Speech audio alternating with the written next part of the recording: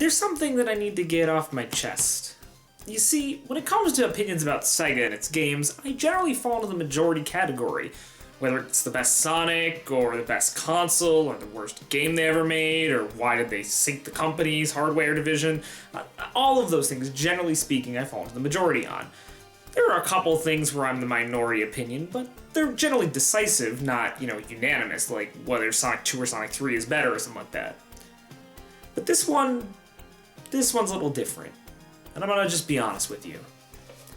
Alien Storm is better than Golden Axe. Now let me explain why the comparison is fair, and at least start on a good foot, because I already know everybody who actually cares is telling me I'm wrong right now. First, let me justify my comparison, if you aren't familiar with either game. Both Golden Axe and Alien Storm are beat-em-up games with 3 selectable characters. 1 male, 1 female, and an oddity character, these being a dwarf and robot respectively. The art style is similar, though the settings are different. Golden Axe is set in a fantasy universe, whereas Alien Storm is set in what was present day, with a sci-fi twist. Even if you look at the animations for each game, you can see the core of Golden Axe in Alien Storm. The biggest piece of evidence is that the main designer of both games was Makoto Yoshida, who led the early charge for Sega in arcades, developing these titles as well as Altered Beast, another nostalgic classic that, while it hasn't aged well, was very important for Sega at the time. He would also later create the fantastic Dynamite Deca, better known stateside as Die Hard Arcade. So, it's clear that Alien Storm is the spiritual successor to Golden Axe, and why it could be viewed as a better game since it's building on the foundation of its predecessor. Does that mean that Alien Storm is a perfect game? No, not by any stretch. It's a great beat-em-up, but not one without fault, of course. But for some reason, it just generally gets lost in the shuffle among Sega fans and among the collective of Sega games, and I think it's unfair. So I wanted to take this video to talk about why I think it deserves more attention, and more importantly, why I feel like this game has aged a lot better than the more beloved Golden Axe. First, I'll give Golden Axe the point of having more lore to its game than Alien Storm. Golden Axe has a background for its characters and the land it takes place in. Alien Storm is just a story about aliens trying to invade the planet and a group tasked with stopping the invasion. Of course, you don't really need a fantastic plot or setting for a beat-em-up, but it can help you get more involved with the world and make it a bit more memorable. Everybody remembers the first time they met Death Adder. Nobody really remembers the last final boss in Alien Storm, not even the Sega fans. Once you get into the game is when the shakeup truly starts. The first thing you'll notice is the energy meter at the bottom next to the health. This is what gives your gun juice, and basically makes it useful and effective. If you have no energy, well, you are basically using it as an oversized whacking stick, which is still kind of fun. However, unlike Golden Axe, characters can dodge roll and are generally more nimble, and can even do a diving roll as an attack if you are out of energy, or to get out of a huge group. One can argue this makes the game far easier than most beat-em-ups. It also helps set it apart, and it's a much more fast-paced affair than most of your other typical beat-em-ups at the time. Of course, if the pace got too quick for you and you got surrounded by enemies, you could deplete quite a bit of your energy to pull a screen-clearing special move off, although there was a bit of risk since if you're out of energy, you become a lot weaker. Even though games like Streets of Rage and Final Fight didn't have stuff like the dodge roll and everything, it still seemed to have the fluid sense of pace that Alien Storm has with responsive, quick combos. Golden Axe, in comparison, had very slow and sluggish moves, and the enemies are just as slow, but they hit like trucks. At the end of the day, unlike its contemporaries, Golden Axe just gets boring very quickly. It's a game that so many, even myself, have fond memories of, but I can't really go back to it now. Fact is, due to improvements, Golden Axe just didn't age well. Right, we're starting to get off topic. Back to Alien Storm. So you may say, even if you had a dodge roll, won't it still be just 8 levels of beating up aliens? No, actually there's another type of gameplay that appears outside of the beat 'em up sections. The other main section is what they call the 3D shooting range levels in the manual. This is basically a light gun game akin to Terminator 2 the arcade game in setup, just aiming a reticule and holding the button down while sending a death beam whipping around the area, blowing up everything in its path. The walls, the shelves, the electronics, and hopefully some alien scum.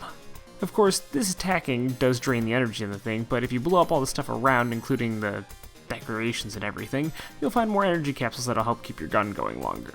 This is a nice breakup between brawls, and it's just as mindless and simple as the beat-em-up segments, in its own different way.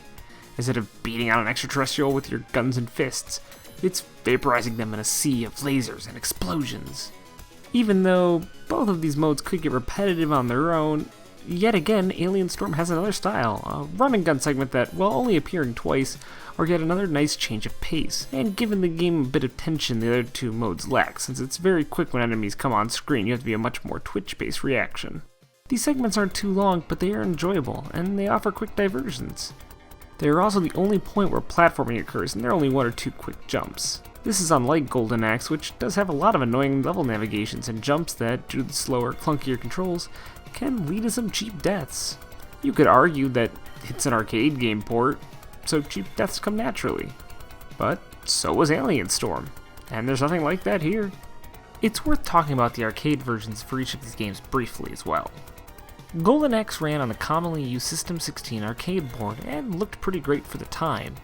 The console port was near arcade perfect, and it actually added in content like an extra level and a duel mode so you and a friend could fight each other head to head. It did all this without sacrificing much more than some graphical flair and digitized voice clips the game had. It was a really cool piece for the system.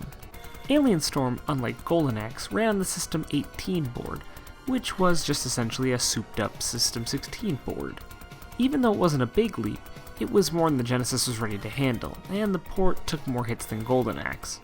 The arcade version had a bit more personality, like the beginning, which shows the team as a bit more lighthearted, running a food truck that turns into their assault van.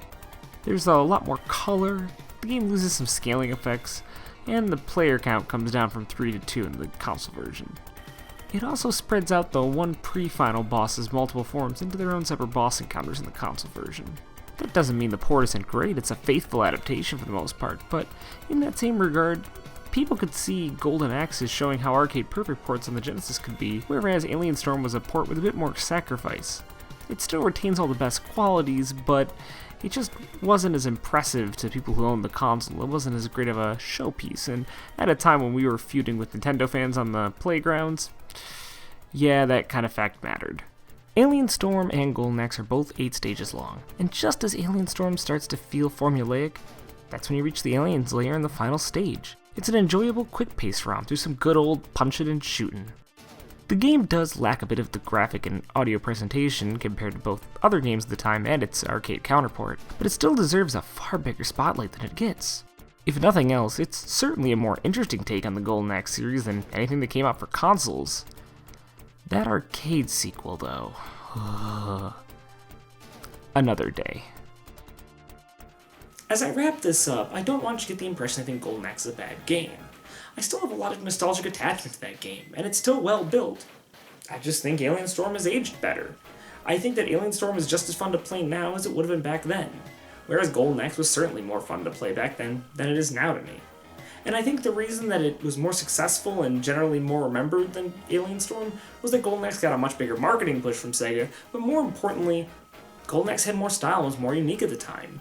Golden Axe was set in a fantasy setting with memorable characters like Gilius and Death Adder, whereas Alien Storm was set in an urban setting, and that was pretty much the standard for beat-em-ups. Double Dragon, Renegade, Bad Dudes, and even its later games like Final Fight and Streets of Rage were all involved with that. And that's what people tend to remember more than anything else. Whereas the game had a lot more substance than Golden Axe. Not every stage was just beating up on enemies that were a little bit tougher and could take more damage. There were shooting segments, there were running gun segments, and to me that was just so much more fun. There was a lot more variety and you never really got bored of the entire half an hour experience. And it still got really good co-op, and that's important to me. So, even though I don't really care at the end of the day which side you're on, I just really wanted to showcase this game and explain why I think it deserves more love than it gets. So, if even one person ends up playing Alien Storm because of this video, then the video was totally worth making. It's good to be back, and I've got a lot of cool stuff on the way, but in the meantime, why not check out some older videos? Maybe something about dating sims or fighting giant robots. You can just click those 2 videos.